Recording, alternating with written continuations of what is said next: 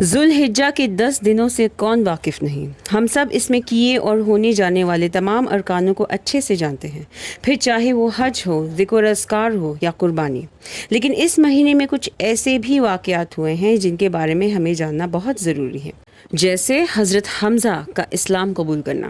ابن ہشام سے روایت ہے کہ کس طرح ایک دن نبی صلی اللہ علیہ وسلم صفا کے پہاڑیوں پہ بیٹھے ہوئے تھے، تبھی ابو جہل وہاں سے گزرا اور نبی صلی اللہ علیہ وسلم کو برا بھلا کہنے لگا۔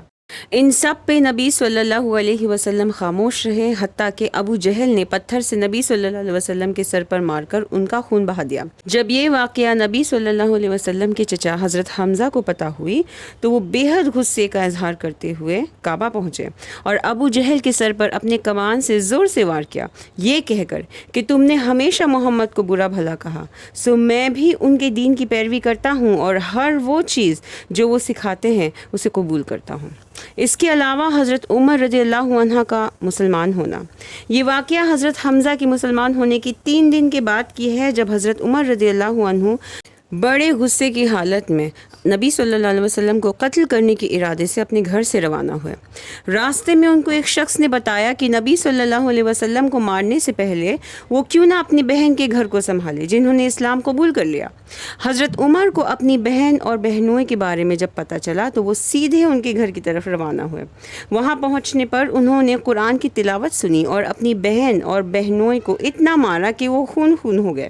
اپنی بہن کو اس حال میں دیکھ ان کا دل پگھل گیا اور انہوں نے اپنی بہن فاطمہ سے کہا کہ وہ کیا چیز پڑھ رہے تھے جب وہ ان کے گھر میں داخل ہوئے۔ ان لوگوں نے حضرت عمر رضی اللہ عنہ کو قرآن دکھایا، جس کے بعد وہ سیدھے نبی صلی اللہ علیہ وسلم کے پاس پہنچے اور کہا،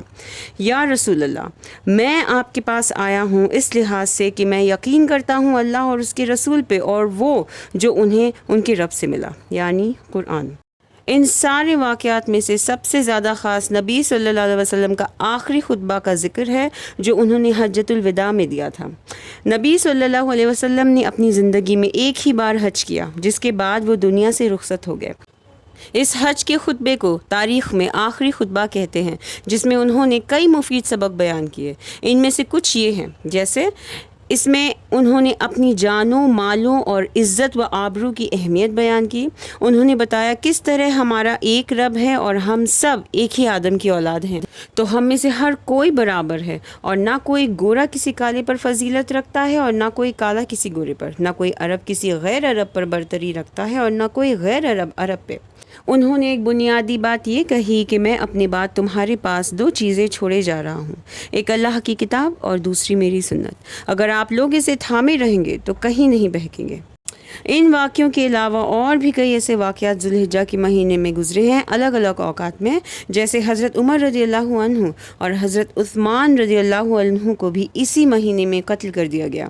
کہ اسی مہینے میں اللہ تعالیٰ نے یوم عرفات کے دن ہی اسلام کامل کیا۔ اگر دیکھا جائے تو یہ سارے واقعات تاریخ کا ایک حصہ ہی ہے، لیکن اگر ہم غور کریں تو ہم اس سے خود کے لیے عبرت حاصل کر سکتے ہیں انشاءاللہ۔